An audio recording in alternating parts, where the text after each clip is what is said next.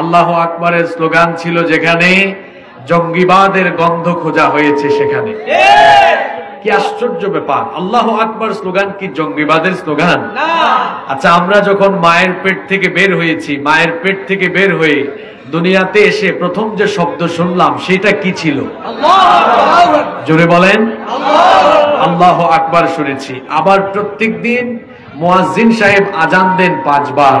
এই আজানের প্রথম শব্দ কি? নামাজে দাঁড়ানোর জন্য মুয়াজ্জিন সাহেব ইকামত দেন। ইকামতের প্রথম শব্দ কি?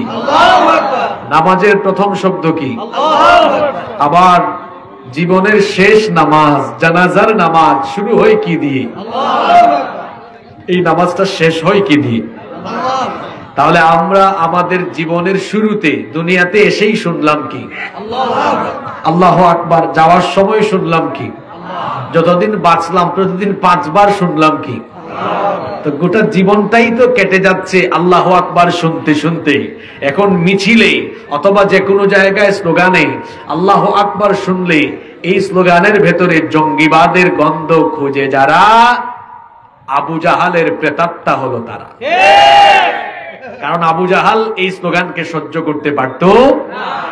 আবু জাহালের প্রেতাত্মারা এই স্লোগান শুনলেই আবু জেহেলীয় পদ্ধতিতে হিংস্র হায়নার মতো মুসলমানদের উপরে ঝাঁপিয়ে পড়েছে। আল্লাহ তাআলা নতুন পরিবেশ দিলেন, আমরা আল্লাহর নামে স্লোগান দিতে আজকে পারছি। এজন্য আল্লাহর শুকরিয়া আদায় করছি, আলহামদুলিল্লাহ। আমরা অপ্রাসঙ্গিক কথা বলে আর সময় নষ্ট করব না। আমরা সবাই মনোযোগের সাথে আলোচনা শুনবো এবং আমাকে আপনারা আলোচনা করতে সহযোগিতা করবেন ইনশাআল্লাহ। আপনারা সহযোগিতা করবেন তো? আল্লাহ আমাদেরকে আমলের নিয়তে প্রত্যেকটি কথা শোনার তৌফিক দান করেন। আমরা সবাই বলি আমিন। এই পৃথিবীতে যিনি আমাদেরকে এত সুন্দর করে বানিয়ে, যিনি সৃষ্টি করে পৃথিবীতে পাঠালেন, জোরে বলেন তো তিনি কে? তিনি কেন পাঠিয়েছেন আমাদেরকে এই পৃথিবীতে? আমাদেরকে পাঠানোর একটি উদ্দেশ্য, একটি কারণ আছে না নাই? কি কারণে রব্বুল আলামিন আমাদেরকে দুনিয়াতে পাঠালেন? কেন আমাদেরকে পয়দা করা হলো? কি কারণে রব্বুল আলামিন আমাদেরকে পাঠালেন? কোরআনে কারীমের 51 নম্বর সূরা সূরাতুয যারিয়াতের 56 নম্বর আয়াতে রব্বুল আলামিন বললেন, ওয়ামা খালাকাতুল জিন্না ওয়াল ইনসা ইল্লা লিয়াবুদুন। আল্লাহ তাআলা বলছেন, আমি জিন এবং মানব জাতিকে আমার গোলামি ছাড়া, আমার দাসত্ব ছাড়া অন্য কিছু করার জন্য সৃষ্টি করি নাই। কেবলমাত্র আমার গোলামির জন্য, আমার ইবাদতের জন্য আমি মানুষকে বানিয়েছি। আমাদেরকে তার ইবাদতের জন্য যিনি দুনিয়াতে পাঠিয়েছেন, গলার আওয়াজ বড় করে সবাই বলেন তিনি কে?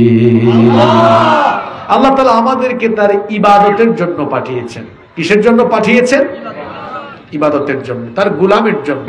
আমরা আমাদের পরিচয় হলো আমরা আল্লাহর গোলাম। আমরা কার গোলাম? গোলাম পরিচয় দিতে আপনাদের কি লজ্জা হচ্ছে? যে এই কথা বলি কেমনে? হ্যাঁ, আমার গোলা ভরা ধান, ফসল ভরা, আমার মাঠ ভরা ফসল, টাকা পয়সা সম্পদের অভাব নাই, নিজেকে গোলাম হিসেবে পরিচয় দেই কেমনে? আপনার যত যাই থাকুক না কেন, আপনি গোলামই থাকবেন। কারণ এই সব কিছু দিয়েছেন কে? আল্লাহ। আপনি আমি শুধু আল্লাহর গোলাম নই, গোলামের ঘরের গোলাম আমরা। কারণ আমাদের বাবাও কার গোলাম? আমার বাবা থেকে নিয়ে আমার পূর্বপুরুষ যারা ছিলেন ঊর্ধ্বতন, সকলেই কার গোলাম? আমরা গোলামের ঘরের গোলাম, বান্দির ঘরের গোলাম, গোলাম জাত আমরা। আমরা যে আল্লাহর গোলাম, এই গোলামের সবচাইতে উৎকৃষ্ট নমুনা, সবচাইতে সেরা উদাহরণ পাওয়া যায় আল্লাহর দেওয়া একটি ইবাদতের ভেতরে। সেই ইবাদতের নাম হচ্ছে সালাত বা নামাজ। সেই ইবাদতের নাম কি? নামাজ। সবাই বলেন সেই ইবাদতের নাম কি? এই নামাজে গেলে পরে আমরা যে সত্যিকারের গোলাম তার পরিচয় ফুটে উঠে। কিভাবে? আমরা দাঁড়াই কিভাবে? নামাজে যখন আমরা দাঁড়াই, আমরা দাঁড়ানোর সময় এই দুই হাতকে কাঁধ পর্যন্ত বা কান পর্যন্ত তুলি না? এমন ভাবে তুলি, মাথাটা নত করে দিই। আল্লাহ তো বলেছেন কুমু লিল্লাহি কানিতিন, নামাজে দাঁড়ানোর সময় অহংকারী মুড নিয়ে নয়, বিনয়ের সাথে দাঁড়াতে হয়। গোলাম মালিকের সামনে দাঁড়াবে, বিনয়ের বহিঃপ্রকাশ ঘটিয়ে দাঁড়াবে। যখন সে দাঁড়ালো, বিনয়ের সাথে দাঁড়ালো, আর দুই হাতকে কাঁধ বা কান পর্যন্ত তুলে আসামির মতো যেন সারেন্ডার করে গোলাম তার মালিকের সামনে দাঁড়িয়ে গেল। আল্লাহু আকবার। কিছুক্ষণ পরে যখন সে রুকু করলো, সে যে আল্লাহর গোলাম তার পরিচয় কি করে পাওয়া গেল? তার মধ্য থেকে সকল ধরনের অহংকার দূরীভূত হয়ে গেল। রুকুতে গেল, মাথাটা ঝুঁকালো, রুকু থেকে উঠে তারপরে যখন সাজদায় গেল, মাথা এত পরিমাণ অবনত করলো যে তার কপাল আর নাক জমিনে লাগিয়ে দিয়ে আল্লাহর কুদরতি চরণে সাজদা দিয়ে গোলাম মালিকের সামনে মাথা নত করে তার গোলামির পরিচয় দিল। আল্লাহু আকবার। আল্লাহর গোলামির এই চমৎকার দৃষ্টান্ত, এটা কি অন্য কোনো ইবাদতের ভেতরে এরকম পাওয়া যায়? জোরে বলেন, এরকম পাওয়া যায়?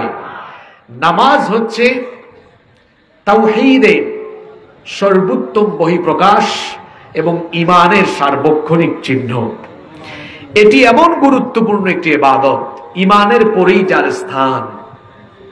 ইসলামের 5টি পিলার বা স্তম্ভ রয়েছে, তার মধ্যে ঈমানের পরেই যে খুঁটি, যে পিলার, সেটার নাম কি? নামাজ। একজন ব্যক্তি ঈমান এনে ইসলামের ভেতরে ঢোকা মাত্রই তার উপর যে দায়িত্ব অর্পিত হয়, যে রুটিন তার উপরে চলে আসে, সে রুটিন হলো সে দৈনিক 5 বার সাজদার মাধ্যমে, নামাজের মাধ্যমে হাজিরা দিবে তার রবের কাছে। সুবহানাল্লাহ।